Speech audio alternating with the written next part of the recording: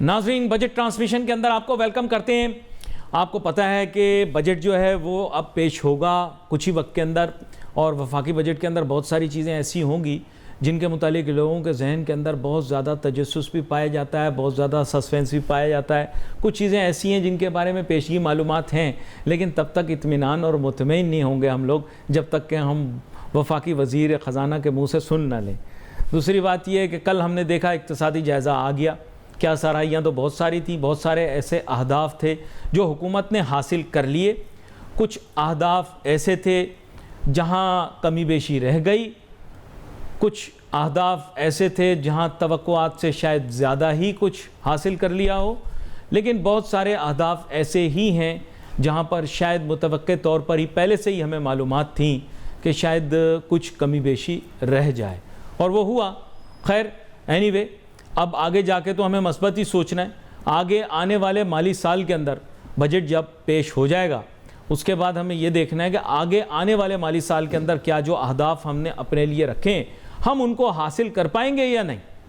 यहाँ पर बहुत सारे क्वेश्चन मार्क्स जहन के अंदर हैं, और बहुत सारी ऐसी चीज़ें हैं जिनके बारे में अभी क्या सराहियाँ की जा सकती हैं।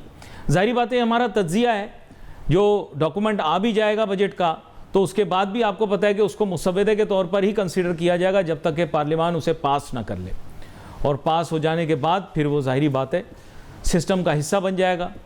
उस दरमियान में भी आपको पता है काफ़ी दफ़ा बहुत सारी तब्दीलियाँ भी आती हैं। ताज सनतकार बिरादरी हो या हुकूमत, वो उसकी जो है नज़रसानी के लिए दरख्वास्त भी करते हैं, देखते भी हैं, उसमें तब्दीली भी आती है। ये चीज़ें ऐसी हैं जो कि हमें मुस्तकबिल में देखना है कि किस हद तक मुल्क की मईशत में असरअंदाज होंगी। अच्छा, यहाँ पर एक चीज़ मैं आपको ये भी बताता चलूँ कि ये हमारे वज़ीर ख़ज़ाना, जैसे हर साल हम देखते हैं बच्चों के भी इम्तिहान होते हैं, तो एक इम्तिहान होता है दरमियाना इम्तिहान, एक इम्तिहान होता है फ़ाइनल एग्ज़ाम।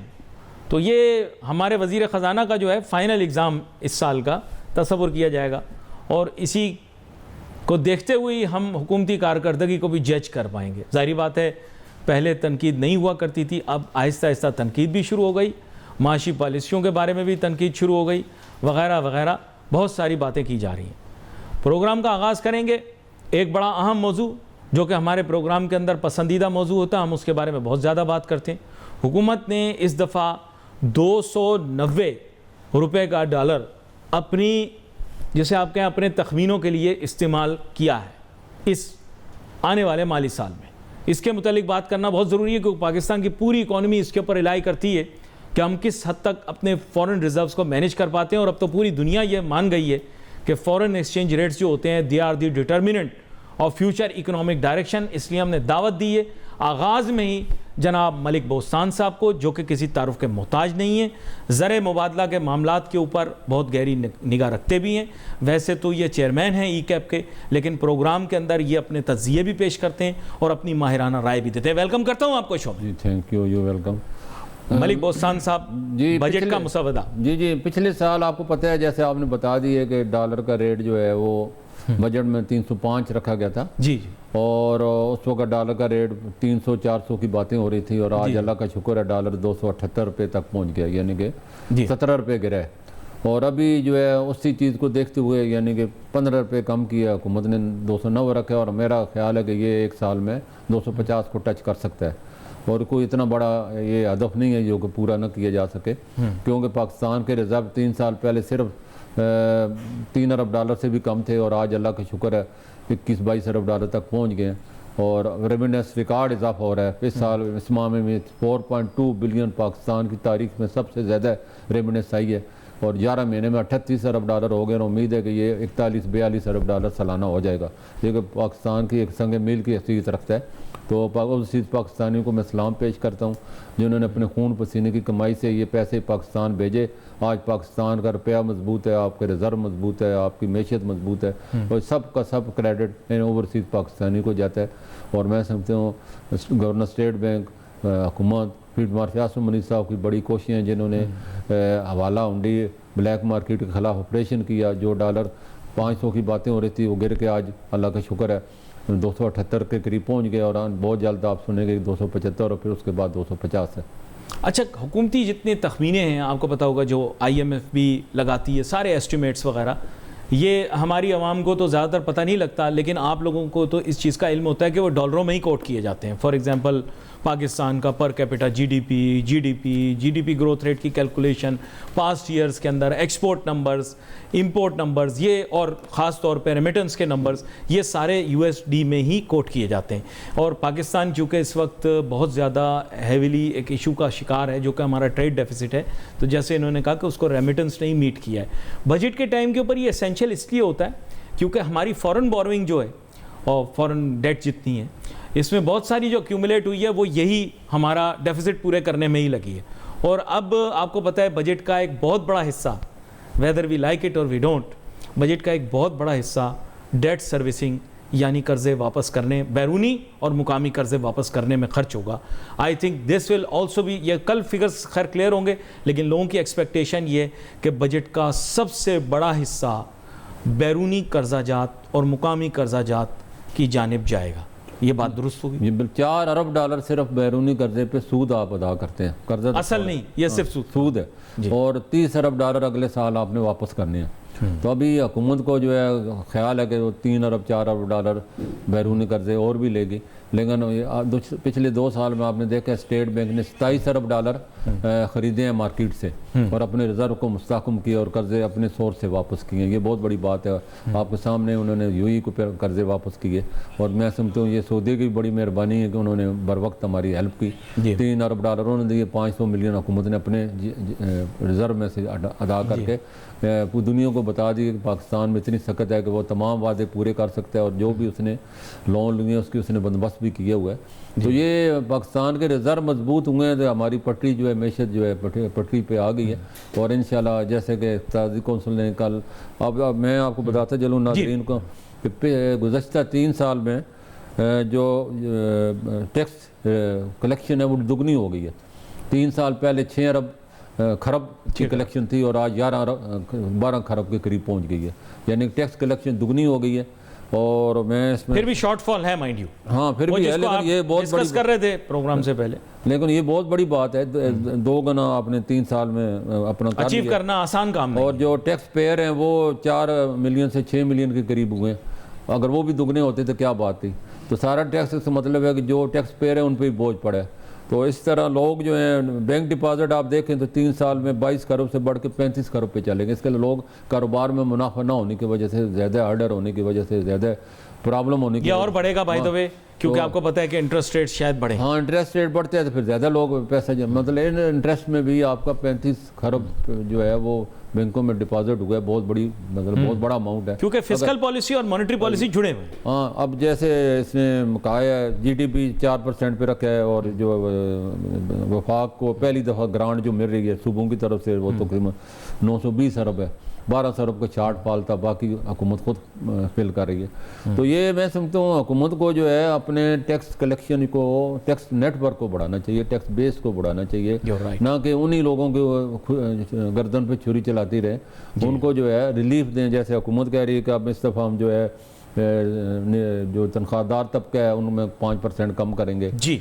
और इसी तरह कुछ इन्होंने ये भी दावा आ रहा है कि वो जो डिविडेंड फंड है उसमें 15% कम करेंगे। इस तरह इंपोर्ट का 1% कम करेंगे। कॉर्पोरेट इनकम टैक्स और सुपर टैक्स में भी हम कमी लेके आएंगे जी। तो ये बहुत बड़ी बात है। अगर ये तवक्कुआत और उम्मीदें बहुत हैं, हाँ अगर ये तवक्कुआत पूरी होती हैं तो मैं समझता हूँ आवाम को कुछ रिलीफ मिल जाएगा, वरना आवाम तो अपनी जेबों में ही हाथ डालते रहेंगे कि हमने, आम आदमी को तो कहते हैं ना इसका कोई फ़ायदा नहीं होता। अच्छा मुझे एक चीज़ आप बताइएगा, मैं अभी पढ़ भी रहा था, देख भी रहा था कि इनकम टैक्स के मुतालिक क्या साराई हो रही है, लेकिन जो सैलरीड तबका है, देखिए मुझे नहीं पता कि अभी बजट में ये लोग क्या अनाउंस करेंगे, लेकिन जो क्या साराई हो रही है वो ये कि बेसिकली जो रिलीफ आपको देनी चाहिए थी ना, पता नहीं आप इससे मुत्तफिक हो या नहीं हो, क्योंकि 3-4 दिन तो हमारे इसके बाद भी होंगे जिसके ऊपर बहस होती रहे, हो सकता है हफ्तों चले, क्योंकि आप और मैं यही बात कर रहे थे कि इस दफ़ा बजट का जो क्या कहते हैं अपना बहुत रिकन्सिलिएशन करनी पड़ेगी, बहुत सारे कॉम्प्रोमाइज़ करने पड़ेगे बजट पे, और ऐसा भी हो सकता है कि मुसविदा पेश करने के बाद भी बहुत अरसा ले दे चलती रहे। लेकिन जिन लोगों की सैलरियाँ कम हैं, आपके ख्याल से मलिक बोस्तान साहब कम सैलरी वाले लोगों को तो एग्जेम्प्ट कर देना चाहिए। आपको माजी में पता होगा कि ये मैं आज की बात नहीं कर रहा आपसे, ये तो मैं आपसे कोई तकरीबन 9 साल पहले की बात कर रहा हूँ।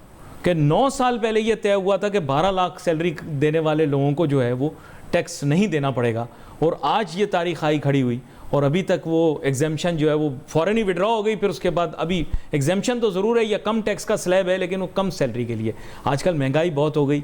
मेरी हुकूमत से भी ये गुजारिश होगी, अभी थोड़ी देर में बजट आएगा, कि भाई आप दोबारा से वो रिवाइज़ करें। कम से कम 1 लाख सैलरी लेने वाले आदमी के ऊपर 0% टैक्स होना चाहिए। नहीं, बिल्कुल बजा कर 1 लाख सैलरी लेने वाले के मुश्किल से अपना गुजारा होता है, और वो ज़ाहिर है उसके बच्चों की तालीम, अपना ख़र्चा, घर का ख़र्चा, पेट्रोल का ख़र्चा, ट्रांसपोर्ट का ख़र्चा, मेडिकल का ख़र्चा, बिजली का ख़र्चा, गैस का इतना ज़्यादा है कि 1 लाख तो उसको पता ही नहीं चलता कहाँ उड़ गया।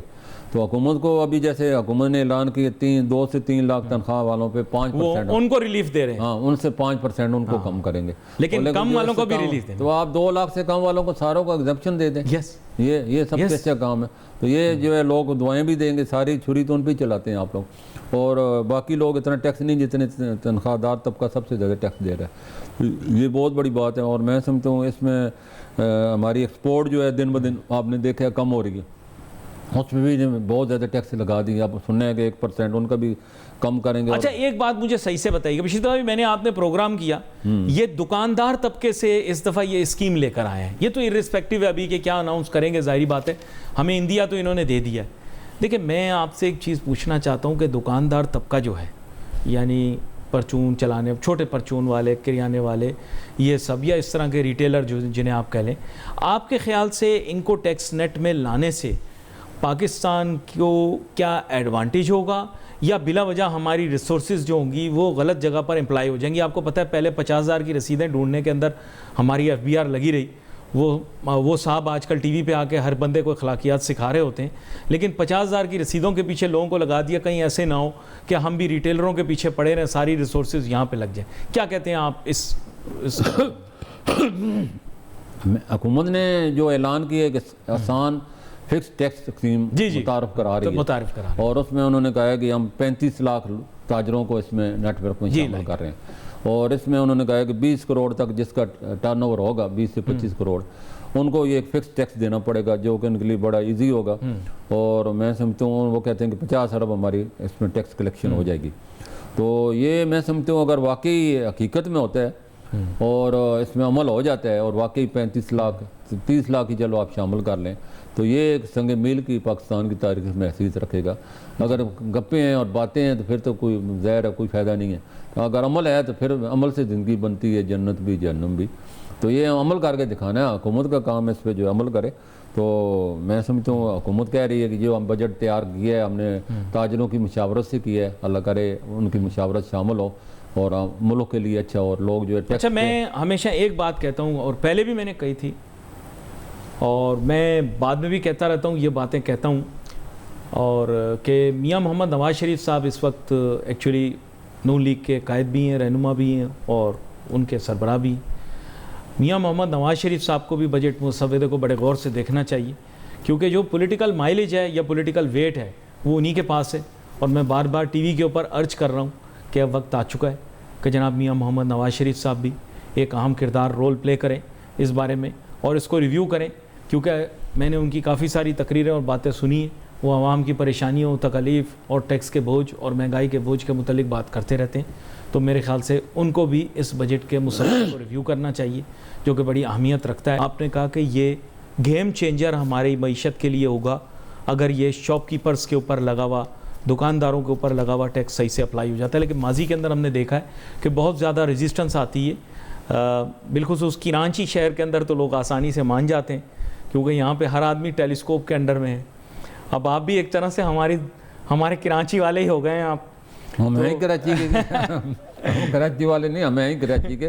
कराची हमारी कहते हैं मदर ऑफ नेशन है, हमारी माँ है, और कराची पूरे पाकिस्तान को पालती है, और पूरे पाकिस्तान को अपनी माँ पे फ़ख्र है। और सारे इसके इज़्ज़त का वकार का सिर्फ सिंध हुकूमत से हम इल्तिजा करेंगे, इसकी इज़्ज़त का दुपट्टा इसके सर पर डालें, और इसके जो है कपड़े फट गए इनको सी दें, रोड ख़राब है, खस्ता हालत है, आवाम परेशान है। तो मैं समझ मुराद अली शाह साहब का बड़ा फ़र्ज़ बनता है, इसी से सारा रेवेन्यू जनरेट होता है, और आपका जो बजट है माशाल्लाह इसी से बनता है। तो इसको ही आप इसको जो है लिबास इस पर तवज्जो ज़्यादा दें, इसको तवज्जो चाहिए। तो बाकी हुकूमत मैं समझता हूँ एक लम्हा अगर आप इजाज़त दें, एहसन मेहनती साहब हम ज्वाइन कर रहे हैं, उनको खुशामदीद कह देते हैं। खुशामदीद करता हूँ एहसन मेहनती साहब आपको बजट ट्रांसमिशन के अंदर। Thank you. एहसन मेहनती साहब, यहाँ पे मलिक बोस्तान साहब भी मौजूद हैं, बड़ा अच्छा तज़किया इन्होंने दिया है मईशत के मुतालिक, खुलासा इन्होंने पेश किया। आप भी इसी तरह मुतवाज़िन किस्म का खुलासा पेश करते हैं। मार्केट के अंदर हमने देखा है बहुत ज़्यादा एक्साइटमेंट पैदा हुई बजट की आमद पर। अब ये पता नहीं इसमें हकीकत किस हद तक है। सुपर टैक्स के बारे में काफ़ी कयास हो भी रही है। अब देखें कुछ घंटों के बाद ही बजट का ऐलान भी हो जाएगा बाकायदा, तो हमारे सामने मुसविदा वाज़े होकर आ जाएगा। अभी तक की कयास क्या है, अभी आपको पता है थोड़ी देर के अंदर बजट पेश होगा। आपके ख्याल से कौन सी ऐसी चीज़ें हैं जो मार्केट को अपवर्ड लेके जा रही हैं, या मार्केट के अंदर एक मस्बत रुझान पाया जा रहा है? ओवरऑल की बात कर रहा हूँ। देखिए मार्केट जो है, जो हमें रेमिटेंसेस 4.3 बिलियन डॉलर की मई के महीने के अंदर मिली हैं, आई थिंक कि उसको काफी ज्यादा पॉजिटिव है। मार्केट एक्सपेक्टेशन है कि इसमें ज्यादातर जो पैसा है ये कैपिटल मार्केट और रियल एस्टेट की तरफ आएगा। तो आई थिंक कि ये जो दुनिया भर के अंदर हम देख रहे हैं कि मार्केट्स में टेंशन है, पाकिस्तान मार्केट उसके बरक जो है मुस्बत रुझान फिर भी दे रही है। और उसकी वजह यह है कि हम एक्सपेक्ट कर रहे हैं कि जो कैपिटल कॉर्पोरेशन टैक्स है, सुपर टैक्स है, इसमें कुछ मरातें गवर्नमेंट जो है उसके पास पॉसिबिलिटीज हैं। आई थिंक कि ये स्पेकुलेशन की हद तक भी बात बनती है, लेकिन गवर्नमेंट ने जिस तरह से हदफ रखे हैं 4 ट्रिलियन तक के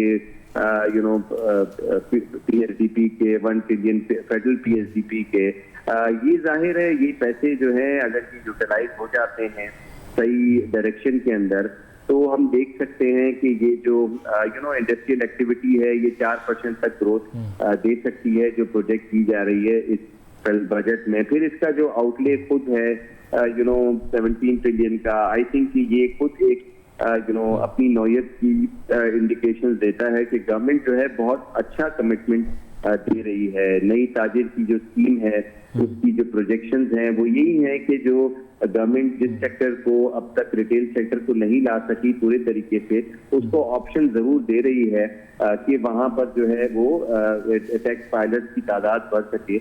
और ऐसी सारी सिचुएशन के अंदर आईएमएफ को लेकर चलना एक बहुत बड़ा चैलेंज था इन इस जो मिडल ईस्ट टेंशन है उसके दरमियान जो इसका सारा कमिटमेंट देना। तो एक बहुत अच्छी डेवलपमेंट हम देख रहे हैं। कैपिटल मार्केट काफी पॉजिटिव लेगी अगर कोई नए टैक्सेस आयद नहीं होते और सुपर टैक्स के अंदर जो है कुछ मराज। If you don't mind me asking एक मुश्किल सवाल आपसे पूछना चाह रहा हूँ, क्या से इन्वॉल्व है आपके बहुत सारे जो हैं वो तीर निशाने पर लगते हैं।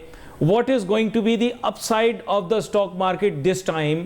क्या हम एक्सपेक्ट कर सकते हैं कि despite tremendous amount of tension and pressure in international markets, हमारी स्टॉक मार्केट का अप जाने का कितना और किस लेवल तक जा सकती है? फिर उसके बाद मैंने दूसरा सवाल पूछना होगा। जी देखिए, कैपिटल मार्केट के अंदर इस वक्त हम चैलेंजेस इस तरह देख रहे हैं कि कल जो ट्रेजरी पे बॉन्ड ऑप्शन हुए हैं वहां पर हमने देखा है कि ऑयल प्राइसेस के बढ़ने के बाद और फूड प्राइसेस के बढ़ने के बाद जो 40 बेसिस पॉइंट से ट्रेजरी यील्ड बढ़ी हैं।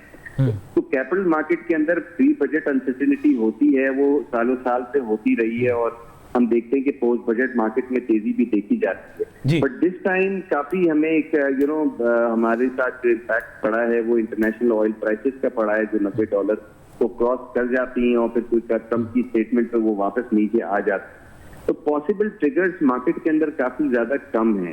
जब पॉलिसी रेट का बढ़ाव की एक्सपेक्टेशन हो, ऐसी भी सूरत में जहां पर हम ट्रेजरी बॉन्ड यील्ड्स बढ़ते हुए देख रहे हो और नेशनल सेविंग स्कीम के रेट बढ़ते हुए, यानी कि बॉन्ड यील्ड्स बढ़ रही है, तो ऐसी सिचुएशन के अंदर अगर किसी भी तरीके का बजट आउटले दे दें वो काफी डिफिकल्ट जो है वो मार्केट के लिए साबित इस वक्त हमें नजर आते हुए नजर आ रहा है। और फिर उसके बाद जो गवर्नमेंट के चैलेंजेस हैं अपने IMF की रीपेमेंट का, रोल ओवर का, तो ऐसी सिचुएशन में हम कुछ बहुत ज्यादा एक्सपेक्ट नहीं कर रहे अंटिल लेस और ना गवर्नमेंट के पास इतनी गुंजाइश है कि वो कोई मैसिव जो है रेट कट दे दे और टैक्स रेट कट दे दे, सेक्टर्स में सेल्स टैक्स की रेट कम कर दे।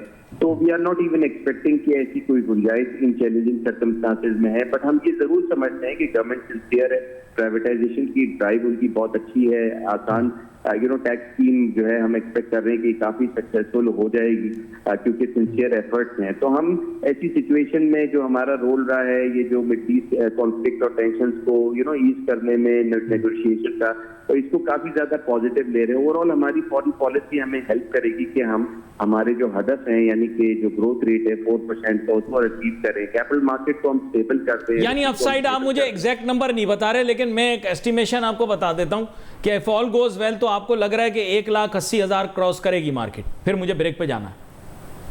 देखिए जाहिर है किसी ना किसी दिन तो करेगी, बट वी आर एक्सपेक्टिंग कि ये कोई फेडरल बजट ओरिएंटेड जो है वो कोई स्टेप नहीं होगा, बट वी आर एक्सपेक्टिंग कि मार्केट फोर्सेस की बेसिस पे हो सकता है। फेडरल बजट आप कह रहे हैं federal budget alone can not play a role in this, इसके मार्केट फोर्सेस भी इसमें रोल प्ले करेंगी। मेहनती साहब की हमने बात सुनी, बड़ी अहम गुफ्तगू उन्होंने की। उनकी गुफ्तगू का भी बहुत अहम हिस्सा ये था कि 1 महीने के अंदर पाकिस्तान के अंदर उतनी फॉरेन रेमिटेंस नहीं आई जितनी इस दफ़ा आई। मलिक बोस्तान साहब ने भी इसका जिक्र किया और खिराज तहसीन पेश किया मौजूदा क़यादत को कि उन्होंने इस तरह के हालात पैदा किए। लेकिन मज़ीद हमारी ख्वाहिश ये थी कि चूँकि ईरान और इसराइल की जंग के पस मंज़र में बहुत सारे लोग जो मशरिक़ वस्ता के अंदर बिलखुसूस मुहिब वतन पाकिस्तानी अपनी रकूम मेहनत वाली वापस लाना चाहते हैं, इस मुल्क के अंदर लाकर यहाँ सरमायाकारी करना चाहते हैं, उनके लिए जो मराद का पैकेज आना था वो शायद नहीं आ सका। उसके बारे में क्या सराई भी बंद कर दी गई। तो मलिक बोस्तान साहब देखिए, बात ये है कि हम बार बार कहते हैं पाकिस्तानियों के बिलियंस ऑफ डॉलर्स बाहर पड़े हुए। चलो वॉलंटरीली पहले तो वो नहीं ला रहे थे, लेकिन अब अगर वो लाना चाहते हैं तो देर आए दुरुस्त आए। इस स्कीम के मुतल्लिक बहुत क्या सराई हुई 2 महीने पहले, फिर उसके बाद ये कह दिया गया कि स्कीम शायद IMF को कबूल ना हो और इस तरह की एमनेस्टी स्कीम अब आइंदा नहीं लाई जा सकती। तो सर हमें अपने मुल्क के मुफादात को सामने रखना है या बजट बनाते हुए हमें यह एहतियात करनी है कि कहीं बैनुल-अक़वामी इदारे नाराज़ ना हो जाएं? क्या कहेंगे आप? देखो हुकूमत ने बड़ी मुश्किल से अपने आप को FATF से निकाला है जी, और बड़ी मेहनत की है और दोबारा FATF में नहीं जाना चाहती और IMF प्रोग्राम चल रहा है और हमारी कमिटमेंट है। जब कमिटमेंट पूरी नहीं करेंगे तो फिर कोई बड़ा अदारा आप पे एतमाद नहीं करेगा जी कि हम एमनेस्टी स्कीम आप मज़ीद नहीं लाएंगे। तो ये लोगों को मेरा ख्याल दिल से निकाल जाना चाहिए कि जब तक आप IMF प्रोग्राम में हैं तो आप एमनेस्टी स्कीम कोई। लेकिन ओवरसीज़ पाकिस्तानियों का पैकेज भी, लेकिन क्योंकि ओवरसीज़ का पैसा जहाँ से गया है और अब दुबई के हालात ज़रा ख़राब हुए हैं और इंटरनेशनल भी ख़राब हुए हैं और लोगों को जो हमारा कैपिटल फ्लाई हो रहा था वो रुक गया। ये बड़ी खुशी की बात है।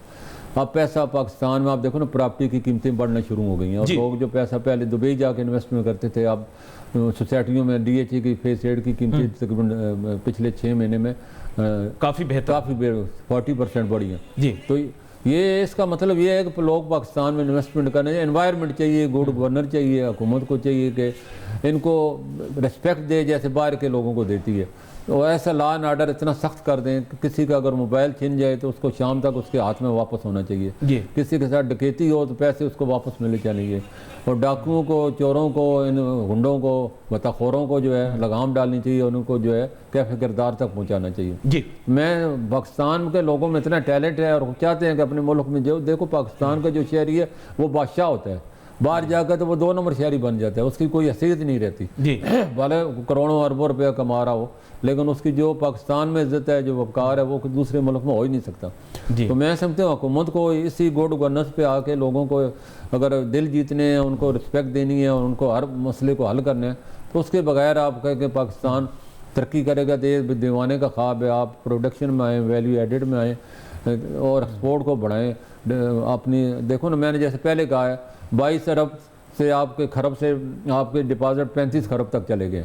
3 साल में आपको जब लोग पैसे जब बैंकों में रखेंगे, कारोबार नहीं करेंगे, कारोबार में उनको नुकसान होगा तो वो ज़ाहिर है उनके अलावा और कोई क्या ऑप्शन है, या पैसा बाहर ले जाएं या बैंकों में रखें। तो बैंकों में जब पैसा जाता है तो कारोबार रुक जाता है, GDP रुक जाती है। कारोबार आप जो करते हैं तो आपको GDP बढ़ता है और GDP से फी का आमदनी बढ़ती है और फी का आमदनी से लोगों को मेयार ज़िंदगी बेहतर होता है, लाइफ चेंज होता है। लोग भी चाहते हैं कि हमारा लाइफ चेंज कैसे होगा। तो अभी तो उनको 2 वक्त रोटी के लाले पड़े हुए हैं। बजट से अशरफियों को तो बहुत उम्मीदें हैं लेकिन आवाम की उम्मीदें सब दम तोड़ जाती हैं। हुकूमत कहती है कि हम नया रोड मैप लेके आ रहे हैं, रोड मैप उनकी जेबों में जाना है, आवाम की जेबों से पैसा निकालना है। यही पुराना जितने भी आप कुछ देखो, हुकूमत को इस दफ़ा कोई अच्छा रोड मैप लेके और अच्छी अनाउंसमेंट करे और आवाम को रिलीफ मिले। ये बड़ी आम बात आपने की है। यहाँ पर एहसन मेहनती साहब भी मेरे साथ मौजूद हैं। शरारत से मैं रह नहीं पाता, पता नहीं क्यों शरारत मुझे फिर सूझ रही है। बात यह कि एहसन मेहनती साहब, सब लोगों ने अपने दौरे लड़कपन में बहुत सारे वादे किए होते हैं, तो आसरे दिए होते हैं। तो अब क्या है कि हुकूमत ने भी मेरे ख्याल से, मुझे तो नहीं पता कि वादा किया होगा, लेकिन आसरे सबको दे रखे हैं कि तुम भी हो मेरी फहरिस्त में, तुम भी हो। तो अब सबके साथ जो ये मोहब्बत का एक वादा कर बैठे हैं या दावा कर बैठे हैं या किसी तरह की कोई बात कर बैठे हैं, अब living up to these expectations is going to be very difficult. अब एहसन मेहनती साहब, every sector is looking for relief, लेकिन हमने तो अपना टैक्स टारगेट रिवाइज कर दिया है अपवर्ड्स। तो really speaking I don't think we can live up to all the promises that we have somehow made even without saying them. क्या कहते हैं आप? देखिए, यू आर राइट कि ये जो इस वक्त हम देख रहे हैं कि ये जो कुछ लोग एक्सपेक्ट कर रहे हैं सुपर टैक्स की कमी और फेजिंग आउट की बात भी हो रही है। कुछ लोग कह रहे हैं ये जो एक्सटेंशन हो जाएगी FTR की IT एक्सपोर्ट के लिए, कुछ ये कह रहे हैं कैपिटल गेन टैक्स की एडजस्टमेंट हो जाएगी, और कुछ ये भी कह रहे हैं कि सेल्स टैक्स की रेशनलाइजेशन हो जाएगी, टैक्स रिफॉर्म्स होंगे रियल एस्टेट सेक्टर के अंदर, और जो है सारे सेक्टर्स के लिए मोर लेस जो है हर सेक्टर ने अपने अपने प्रपोजल्स दिए हुए, और एक्सपेक्टेशन यही है कि ऐसी चीजें होंगी जो कि टैक्सेशन की कलेक्शन जिससे कम होगी। बट पॉइंट ये है कि 15.3 ट्रिलियन जो है गवर्नमेंट एक्सपेक्ट कर रही है टैक्स रेवेन्यू। आई थिंक कि इस रेवेन्यू को अगर हम पिछले ईयर से देखें तो ये टारगेट जो है सिग्निफिकेंटली बढ़ता जा रहा है, और जाहिर है जो हमारा 12 ट्रिलियन पे था वो अब 15 ट्रिलियन की तरफ जा रहे हैं। तो इसके अंदर जो है we should not be expecting कि कुछ सब्सिडीज बढ़ेंगी या फॉर एग्जांपल एग्जेम्पशंस बढ़ेंगी, तो इसकी एक्सपेक्टेशन रखना तो मेरे ख्याल से मुनासिब नहीं होगा। हम कैपिटल मार्केट वाले तो ये एक्सपेक्ट कर रहे हैं कि ये अगर स्टेटस को भी हो जाए तो ये एक बहुत बड़ी विनिंग होगी हमारी। तो स्टेटस को का मतलब ये कि वी आर नॉट एक्सपेक्टिंग कि फर्दर टैक्सेस जो है इंट्रोड्यूस हो, टैक्स बेस की तरफ फोकस हो, और वहां पे गवर्नमेंट बजट भी कर रही है। अब बात यह है कि इसकी जो यूटिलाइजेशन होती है PSDP की, कह रहे हैं कि ये फेडरल लेवल पे 1 बिलियन 1 ट्रिलियन का है, और फिर फॉर एग्जांपल प्रोविंशियल बजट के अंदर भी कटौती हुई है 900 बिलियन तक जो है, जिसके अंदर सिंध ने भी एक हिट ली है डेवलपमेंट आउटले के अंदर। तो ओवरऑल जो ग्रोथ है इस पे इसका इम्पैक्ट पड़ेगा, यानी कि इंडस्ट्रियल एक्टिविटी भी जो है रिलेटिवली फिस्कल डिसिप्लिन की वजह से इम्पैक्ट करेगी। बट मैं ये समझता हूँ कि ऐसे सर्कमस्टांसेस में जहाँ पर मिडल ईस्ट टेंशंस हैं, इस मुल्क में वैसे बहुत सारे चैलेंजेस हैं, और जाहिर है हम देख रहे हैं हमारी एक्सपोर्ट्स भी इम्पैक्ट कर रही हैं। आगे हमारा जो यूरोपियन कंट्रीज से जो हमारा एक्सपोर्ट होता है उसका प्रोस्पेक्ट भी हमें देखने हैं कि हम वो कंटिन्यू रहे, जहाँ पर हमारी एक्सपोर्ट गिर रही है वहाँ पे हमें रेमिटेंसेस भी मिल रहे हैं। तो इन दैट केस हम देखें तो एक्सटर्नल अकाउंट तो हमारा स्टेबल है। इस लेवल पर तो गवर्नमेंट को हमें अप्रिशिएट करना चाहिए, बट हमें ये भी समझना है कि गवर्नमेंट के पास काफी कम ऑप्शंस मौजूद हैं, जहाँ पर 5 ट्रिलियन उनको 15 ट्रिलियन जो है वो रिकवरी करनी है। वहाँ पर उसने 800 बिलियन तक एक्सपेक्ट किया हुआ है कि वो इन्फोर्समेंट के थ्रू, यानी कि इन्फोर्समेंट टैक्स इन्फोर्समेंट होगी, जिससे टैक्स इन्फोर्समेंट से इंडस्ट्रियल एक्टिविटी काफी ज्यादा इम्पैक्ट करती है। तो हमें ये चीजें को देखना है कि जो गवर्नमेंट है वो इतनी ज्यादा उसके पास चैलेंजेस मौजूद है कि वो इतनी मराहतें नहीं दे सकती, और हमें गिवन जो बजट है उसको हमें एक्सेप्ट करना है, और जाहिर है हमें यही प्रपोजल्स देने हैं कि वो इंडस्ट्रियल जो एक्टिविटी है या प्रेजेंट जो प्लेयर टैक्स जो बर्डन लगा हुआ है उसके ऊपर टैक्सिंग का टैक्स जो है उसको वो अवॉइड करें। बड़ा अहम नुकता आपकी तरफ से आ गया मलिक बोस्तान साहब। मैं यहाँ आपको एक और तरफ लेकर आऊँगा, which is more of a politico economic question. Issue ये है कि आपको पता है कि मियाँ मोहम्मद नवाज शरीफ साहब का जिक्र मैं प्रोग्राम में करता रहता हूँ, कायद भी हैं और ज़ाहिर बात है नून लीग के सरबराह भी। प्रॉब्लम ये है कि इशू हमें इस चीज़ को समझना है कि नून लीग से एक्सपेक्टेशन ये होती है, जैसे अभी बता रहे थे एहसन मेहनती साहब भी, कि डेवलपमेंट बजट का यूसेज होता है मेगा प्रोजेक्ट्स के लिए, जिससे इकॉनमी के अंदर हकीकी ग्रोथ दिखाई देती है। GDP ग्रोथ रेट इस दफ़ा टारगेट किया तकरीबन 4.2%, लेकिन जब ज़ाहिरी बात है हमने देखा है पहले भी नून लीग की हुकूमतें आई हैं, या मियाँ मोहम्मद नवाज शरीफ साहब जब माजी के अंदर वज़ीर आज़म भी रहे और अभी भी ज़ाहिरी बात है रूलिंग पार्टी के कायद हैं, उनके सरबराह हैं, तो उनका हमेशा से हदफ ये रहा है कि पाकिस्तान के अंदर एक रनिंग मेगा प्रोजेक्ट ज़रूर होना चाहिए जिससे इकॉनमी की पेस बहुत फास्ट हो। पहले आपको पता है motorway, which is an exemplary project पूरे पाकिस्तान के लिए। आज भी जो पंजाब के अंदर है उनको पता है कि नवाज शरीफ साहब का ये जो प्रोजेक्ट था मोटरवे का, it has become so prominent that even के वर्ल्ड के अंदर भी कोई आते हैं लोग तो कहते हैं कि इकोनॉमिक डेवलपमेंट अगर आपने देखनी है तो that is come through the motorway. Am I correct? इस तरह के और मेगा प्रोजेक्ट्स अनफॉर्चुनेटली हम नहीं लगा पा रहे क्योंकि हमारे पास बजट के अंदर डेवलपमेंट के लिए वो फोकस ही नहीं था। तो इसको अब कैसे फिक्स करना है? अभी इन्होंने बताया 1 खरब के अंदर इतने बड़े मुल्क का क्या होगा? देखो अभी जो इक़्तिसादी कौंसिल ने 32 खरब का तरक्याती बजट मंजूर किया है, बहुत बड़ा बजट है, ऐसी कोई बात नहीं है। और हुकूमत क्योंकि 28 में इलेक्शन होने हैं तो तरक्याती बजट से ही इकनॉमी कमाएगी। और नवाज शरीफ साहब की मैं से उनका एक विजन है और वो एक सरप्राइज़ देते हैं हमेशा इकनॉमी में। और 91 में उन्होंने इकनॉमिक रिफॉर्म एक्ट लेके आए और मोटरवे का और एयरपोर्ट का उन्होंने जाल बिछा दिया और वो अभी तक वो मनसूबे मुकम्मल नहीं हुए जो उस वक्त अनाउंस हुए थे। तो अभी भी कई एयरपोर्ट रहते हैं, कई मोटरवे नामुकम्मल है। और सी पैक का मनसूबा फिर अगले उन्होंने जब आए 13 जिस पर आपने हमने बहुत प्रोग्राम भी किए, उसमें भी वो बहुत मेगा प्रोजेक्ट था। और उसके बाद जो है सी पैक अभी चल रहा है, फेज़ 2 इसी हुकूमत में उन्होंने दोबारा कंटेक्ट कर लिया।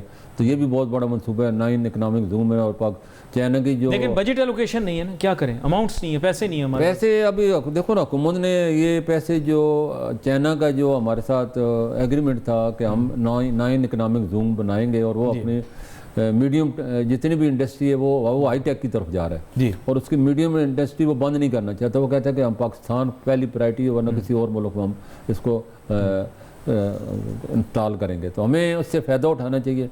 और हुकूमत जो है बार बार इस पर अनाउंस भी कर रही है कि ML1 जो का मनसूबा है $12 अरब का, चाइना ने जो है $25 अरब मज़ीद फेज़ 2 में इन्वेस्टमेंट करनी है। तो हुकूमत और मैं समझ मियाँ साहब जो है यकीनन इस बजट में पूरा उनको ब्रीफिंग दी होगी और उन्हें अपनी जो है जो उनके विजन है वो लाजमी शामिल कराया होगा। और उनका विजन बहुत बड़ा होता है और आगे की बहुत सोचते हैं। आमतौर लीडर साल का सोचता है, अगले साल का सोचता है, या 5 साल का सोचता है, लेकिन वो हमेशा मैंने देखा है वो अगले 20 साल का सोचते हैं। और 91 का जो मनसूबा था देखो अभी तक चाह रहा है, अभी तक मुकम्मल नहीं हुआ। फ्री इकानमी का नारा उन्होंने लगाया। इससे पहले 91 से पहले पाकिस्तान में गुर्बत का दौरा था। आपके फॉरेन इकानमी का आपने नारा लगाया, आज हर तरफ 2 लोग की रहल पहल है पाकिस्तान में। देखें ये आपने अब अपनी छेड़ और मेरी छेड़ साथ छोड़ दिया। आपने फॉरेन एक्सचेंज का बिजनेस आपने डीरेगुलेट किया, लेकिन अब आपने उसको इस हद तक रेगुलेट कर दिया कि अब आप घबराते हैं। सर इससे कोई घबराने की जरूरत तो है नहीं मेरे ख्याल से मुल्क को। देखो घबराने की मैं उसी तरफ आ रहा था। आज देखो आपको बड़े बड़े शॉपिंग प्लाजा बने हुए हैं, बाल प्लाजा में बिल्डिंगें बनी हुई हैं, तो ये उसी पैसे से बनी है ना। बाहर से पैसा आया है तो आपने पाकिस्तानियों का पैसा है ये सारा। और मैं समझता हूँ जब 91 में और ये जो गया है ये इस वजह से नहीं गया कि आपने डीरेगुलेशन की थी, यह गया इस वजह से कि पाकिस्तान की मईशत का आपने ख्याल नहीं रखा, इसकी ग्रोथ इतनी नहीं दिखाई, वरना पैसा पाकिस्तान से क्यों जाता? मेरा तो ये ख्याल है। देखो फिर भी नहीं जाता। अगर लॉ एंड ऑर्डर बेहतर हो जाए, गुड गवर्नेंस हो जाए, 1 विंडो ऑपरेशन शुरू हो जाए, तो क्यों लोग बाहर जाएंगे? पाकिस्तान में अभी मुनाफा दुनिया से कई गुना ज़्यादा है। आपको जो है हुकूमत जो है 100% मुनाफा दे रही है फॉरेन इन्वेस्टर को। और फॉरेन इन्वेस्टर दिन ब दिन आपकी देखो 1.2 बिलियन हो गई है, तो बढ़ रही है आपके पास। 126 फॉरेन इन्वेस्टमेंट कंपनी आई हैं पाकिस्तान में जिन्होंने इन्वेस्टमेंट की है। तो पाकिस्तान में बड़े अल्लाह ताला ने वसाइल दिए हैं, उससे माला माल है वसाइल से।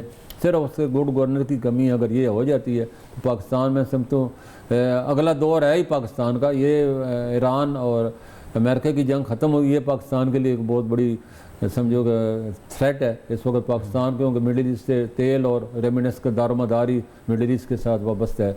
अगर ये जंग तूल पकड़ती है तो पाकिस्तान की मैशत जो है इस वक्त जो भटक। और मैं तो दुआ गो हूँ कि इस खित्ते में अमन आए, क्योंकि हमारे बहुत सारे ओवरसीज़ पाकिस्तानीज़ यहाँ पे रहते हैं, काम करते हैं और बड़ा कीमती ज़र मुबादला वापस पाकिस्तान भेजते हैं। इन्होंने खुद बताया कि रिकॉर्ड 4.3 बिलियन US भेजकर पाकिस्तान की तारीख रकम की है जी। ये मैं पाकिस्तान की तारीख का सबसे बड़ा रेमिनेंस है और इंशाल्लाह और रिकॉर्ड बनाए गए पाकिस्तान के रेमिनेंस। पाकिस्तान और सिर्फ पाकिस्तानियों पे हमें नाज है, फ़ख्र है। उन्हें पूरी कौम उनका शुक्रिया अदा करती है, पूरी हुकूमत उनका शुक्रिया करती है, हम सब उनका शुक्रिया अदा करते हैं। उनकी खून पसीने की कमाई से पाकिस्तान चल रहा है। बड़ा अहम नुकता आपने यहाँ पेश किया। एहसन मेहनती साहब, एक चीज़ और की जानिब आपको लेकर आऊँगा। अभी मलिक बोस्तान साहब से भी इस मौजू पर बात हो रही थी। एहसन मेहनती साहब, प्रॉब्लम ये कि पाकिस्तान के कुछ आइडेंटिफाइड सेक्टर्स होते हैं, कैपिटल मार्केट पे भी हम बात करते हैं आप जब भी आते हैं। प्रॉब्लम ये है कि अब जैसे फॉर एग्जांपल मैंने स्टडी किया इकोनॉमिक सर्वे को, अभी थोड़ी देर के अंदर बजट भी आ जाएगा। इकोनॉमिक सर्वे के अंदर मैंने देखा कि बहुत सारे की सेक्टर्स हैं वहाँ पे टारगेट्स मीट नहीं हुए। बहुत सारे की सेक्टर्स ऐसे हैं जहाँ पे एक्सपेक्टेशंस मीट नहीं हुई। तो स्टॉक एक्सचेंज क्या रिएक्शन लेगा? फॉर एग्जांपल एग्रीकल्चर के अंदर या एग्रीकल्चरल प्रोड्यूस के अंदर आपको पता है पिछली दफ़ा सैलाब की वजह से बहुत नुकसान आते, इस दफ़ा ग्रोथ बेहतर आई है, लेकिन बहुत सारे सेक्टर्स ऐसे हैं जिनमें ग्रोथ अच्छी नहीं आई। तो क्या वो कंपनीज़ जो कि उनमें लिस्टेड कंपनीज़ जिनका उन सेक्टर से ताल्लुक़ है इम्पैक्ट होंगी? देखिए, जो चीजें काफी मुस्बत है, मैं उस वहां पर अगर आपको ले आऊं तो एलएसएम ग्रोथ 6.5% है जी। जाहिर है हमने देखा कि जितनी जो कार मैन्युफैक्चरर्स हैं they made loads of money this time. Capital market 40% से ज्यादा उसमें इजाफा हुआ। मार्केट कैपिटलाइजेशन के अंदर सिग्निफिकेंट इंप्रूवमेंट है, 10% मार्केट कैपिटलाइजेशन कैपिटल मार्केट की बढ़ गई। तो जो या रेमिटेंसेज हैं फॉर एग्जाम्पल उसमें 15% तक इजाफा है। तो हम 4.3 ट्रिलियन का मतलब ये कि हम नेक्स्ट ईयर एक्सपेक्ट कर सकते हैं कि $45 बिलियन तक हमारी होम रेमिटेंसेज चली जाएंगी। तो आई थिंक ये एक बहुत सारा इसमें रोल है।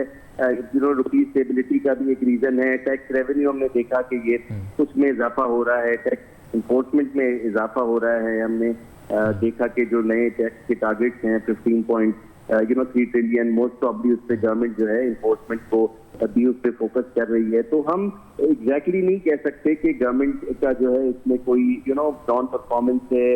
आपको ये देखना चाहिए कि हमें जो है जिस तरह से हमारे प्रोग्राम में है वहाँ की काफी ज्यादा जो है हम रिस्ट्रिक्टेड हैं डेवलपमेंट आउटलेज को लेकर भी, और डेवलपमेंट बजट हमने यूज भी नहीं किया। वो ज्यादातर हमने डेट रीपेमेंट जो हमारी 83 ट्रिलियन को अचीव हो गई है, आई थिंक उसकी रीपेमेंट में हमने ज्यादातर। और फिर जाहिर है इस वक्त हमने देखा कि जो ऑयल प्राइस $60 पर थी वो $90 की तरफ चली गई, जिसकी वजह से हमने इन्फ्लेशन जो है 11.5% तक पॉलिसी रेट हो गया, और इन्फ्लेशन अभी हमें लेटेस्ट जो नजर आई है वो 14% को क्रॉस कर गई है, और वीकली इन्फ्लेशन तो 15% को भी क्रॉस कर गई। तो आई थिंक ये जो इंडिकेशन यही है सारी कि ऐसे चैलेंजिंग सर्कमस्टांसेस में जहाँ पे मिडल ईस्ट क्राइसिस है उसके होते हुए हमारे जो एक्सपोर्ट के नंबर्स का बढ़ना, उसके होते हुए हमारी जो रेमिटेंसेस का बढ़ना, और उसके होते हुए रियल स्टेट प्राइसेस लोकली जो अपनी डिस्कस हो रही थी उनका बढ़ना, आई थिंक ये एक सिग्निफिकेंट अचीवमेंट है। कैपिटल मार्केट कैपिटलाइजेशन बढ़ना ऐसी सिचुएशन में जहाँ पर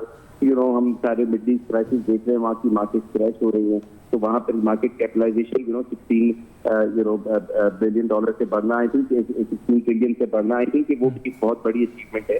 कैपिटल मार्केट भी उससे अप्रिशिएट करती है जो गवर्नमेंट की एफर्ट्स हैं प्राइवेटाइजेशन के अंदर, और आई थिंक कि आगे जो जिस तरह से इनपुट लिया जा रहा है वी आर एक्सपेक्टिंग कि सुपर टैक्स की भी अच्छी खबर मिलेगी जिसकी कैपिटल मार्केट आउट परफॉर्म कर सकती है। यहाँ पर एसर मेहंती साहब आपका शुक्रिया अदा करूँगा, आप हमारे साथ शामिल हुए हमारी बजट ट्रांसमिशन के अंदर। बजट ट्रांसमिशन जारी है। मलिक बोस्तान साहब से अब बड़े अहम नुक्ते के ऊपर बात करूँगा। मुल्क की मईशत के अंदर हमने बार बार कहा है कि हमें इस्लाहात की ज़रूरत है, रिफॉर्म की ज़रूरत है, लेकिन प्रॉब्लम ये है कि बजट ही वो बुनियाद है जिसकी बुनियाद पर रिफॉर्म शुरू होता है। अब हम देखते हैं हर जगह पर कि इस्लाहात की बात की जाती है। अब टैक्स इस्लाहात किस हद तक कामयाब रहीं या आप और मैं वाकिफ़ हैं। हम अपने लिए टारगेट इतना बड़ा रख देते हैं, फिर रिफॉर्म हम क्या करेंगे? Reform in other words means relief, यानी आसानी। बात यह है मलिक बोस्तान साहब, इस बजट के अंदर लोग बहुत सारी उम्मीदें तवक्कुआत लगाए बैठे हैं, जैसे आपने भी आगाज़ में बताया था।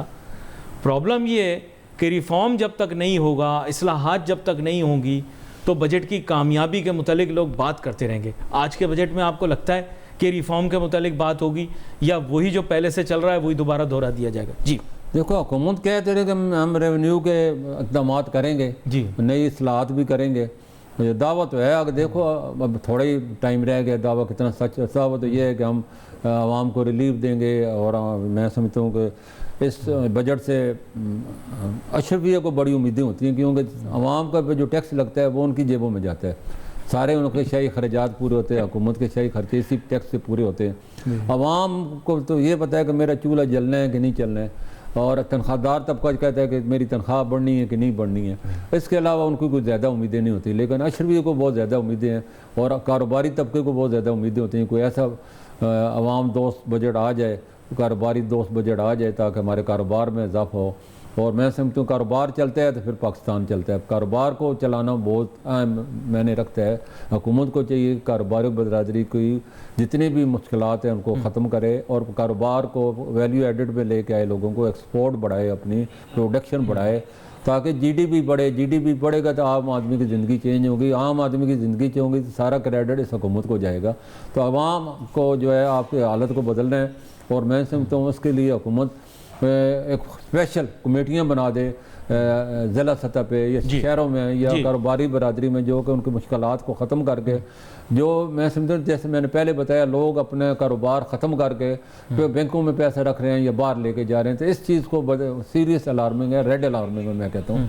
इसको हमने ख़त्म करना है। दूसरी ये बात है कि हुकूमत में इससे आप तवज्जो ये भी कहते होंगे, सुना है कि हुकूमत जो स्टेशनरी पे 10% से 18% GST लगाना नहीं कह रहे हैं, छूट शायद दे दे, शायद छूट दे दे। देखो नहीं, कल तक तो यही था कि वो 8% उसमें मजीद 18% करने जा रहे हैं। तो इसमें 700 अरब की ये मार्केट है और 65% जो है इसकी स्टेशनरी स्कूलों कॉलेजों में जाती है। तालीम मजीद महंगी हो जाएगी। तालीम को आप सस्ता करें ताकि पहले करोड़ों बच्चे स्कूल से बाहर बैठे हुए हैं और हमारी तालीम का मेयार बहुत गिर चुका है। आला तालीम आप नहीं देंगे, प्रोफेशनल तालीम नहीं देंगे, स्किल तालीम नहीं होंगे तो लोग इसी तरह अनपढ़ रहेंगे और इसी तरह बस सोशल मीडिया के पीछे भागते रहेंगे और आवाम का और मुल्क का और अमन अमान तबाह करेंगे। देखिए रिफॉर्म के अंदर ही मैंने आपको पहले बताया था, आपने भी कई मरतबा जिक्र किया पहले कि फ्रीलांसर इकोनॉमी है पाकिस्तान की, उसको फैसिलिटेट करने के लिए ये सब चीज़ें बजट मुसवदे के अंदर ही शामिल करनी पड़ेंगी। क्योंकि आपको पता है माजी के अंदर इस तरह की चीज़ें बजट में ही अनाउंस होती थी, फिर लोग पूरा दिन परेशान रहते थे। Pakistan is one of the largest countries by population के जहाँ पे फ्रीलांसर्स हैं। बहुत सारी ऐसी बिजनेसेस हैं जो बाहर से महसूलात मिलने पर रिलाई करती हैं। आपके ख्याल से क्या गवर्नमेंट को वहाँ पर भी ईज़ एंड रिलैक्सेशन लानी चाहिए ताकि ज़्यादा से ज़्यादा सरमाया पाकिस्तान आ सके? देखो नौजवान पाकिस्तान का बड़ी खुशनसीबी कि 62% आपके नौजवानों पे मुश्तमिल, लोग नौजवानों के लिए तरस रहे हैं। यूरोप जो है वो नौजवान उनके ख़त्म हो रहे हैं, चाइना में उनके नौजवान ख़त्म हो रहे हैं, सारे उम्र रसीदा लोग हैं, बूढ़े लोग हैं। तो वो यहाँ से लोगों को हमारे देखो ना, यहाँ लोग पढ़ते नहीं हैं, स्किल नहीं तालीम करते, प्रोफेशनल तालीम हासिल नहीं करते। फ्री लांसर बहुत बड़ा सोर्स है, वो भी हमारा एक महदूद है। वो बस समझते हैं मैंने कुछ $50-60 कमा लिया, उसके बाद अपना लैपटॉप समेट दिया। आप मेहनत करें और मेहनत करके करोड़ों रुपए आप कमा सकते हैं। और हुकूमत को भी चाहिए इनकी जितनी भी मुश्किलात है फ्री लांसर की, इनको ख़त्म करके IT की जितनी हमारी है साइबर सिक्योरिटी की डिमांड है, पूरी दुनिया में इनकी डिमांड है। और हमारे जितने भी स्किल लोग हैं दिन ब दिन इनकी तादाद में इजाफा हो रहा है। और यही वजह है, रेमिनेंस तो हमारी बढ़ रही है, लेकिन हमारा जो है लोग जो जब बाहर चलेंगे तो आखिर पाकिस्तान को इंपोर्ट करने पड़ जाएंगे। तो उस चीज़ को भी हमें मद्देनजर रखने है, अपनी वर्क फोर्स, स्किल फोर्स तैयार करके पाकिस्तान की हालत बदलनी है। ये बड़ा अहम नुक्ता है जो कि आपने पेश किया। नाज़रीन, हमारी बजट ट्रांसमिशन जारी रहेगी। कुछ नुक्तों के ऊपर हमने भी बात कर ली है। देवर सेंटर्ड अराउंड 3 की एरियाज़, लेकिन बेसिकली उनका फोकस एक ही था, पाकिस्तान की फ्यूचर फिस्कल पॉलिसी। पाकिस्तान का बजट जो है वो फिस्कल पॉलिसी से जुड़ा हुआ है कि पाकिस्तान अब क्या अडॉप्ट करता है। हमारे पास बहुत कम जगह छोड़ी गई है कि हम मुल्क के अंदर तरक्याती काम कर सकें। उसके अंदर ही रहते हुए अब एक कैसे बजट पेश किया जाएगा ये देखना अभी मैं कहूँगा कबल वक्त ये बात है कि हम इसके मुतालिक कोई बात करें, लेकिन क्यास तो बहुत ज़्यादा हो रही है। शुक्रिया अदा करूँगा मलिक बोस्तान साहब का, वो इस ट्रांसमिशन का हिस्सा बने। एक छोटी सी ब्रेक लेंगे, ब्रेक के बाद फिर हम वापस आएंगे और अपनी गुफ्तगू को आगे लेकर जाएंगे और बजट के मुतालिक और दीगर गुफ्तगू करेंगे। Let's take a break.